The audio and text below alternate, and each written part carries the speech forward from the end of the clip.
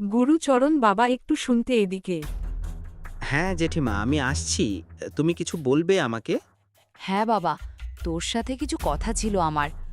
বয়স তো অনেকেই হয়েছে আমার, তো আমি ভাবছিলাম কি তোর ভাইকে একটা চিঠি করব বাড়ি আসার জন্য। তোমার যা ভালো মনে হয় তুমি তাই করো, এতে বা আমাকে শুধানোর কি আছে?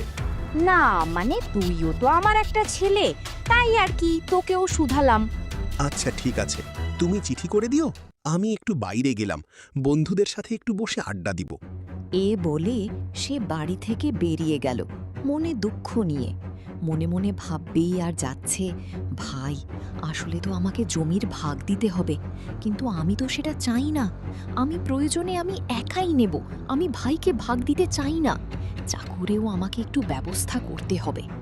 এই গুরুচরণ, একটু শুনতে ভাই এইদিকে, তোর সাথে কিছু কথা আছে আমার।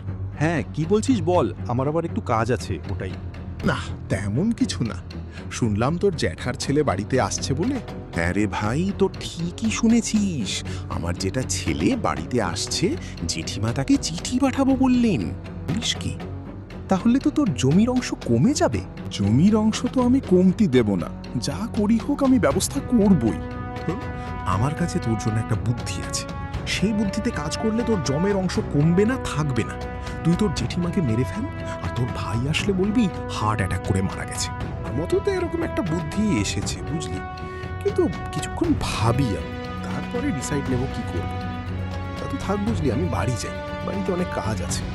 এই বলে সে বাড়ির দিকে হাঁটা দিল আর ভাবছে, কাজটা যদি করতে পারি পুরো সম্পত্তিটাই আমার, কেউ ভাগ বসাতেও আসবে না।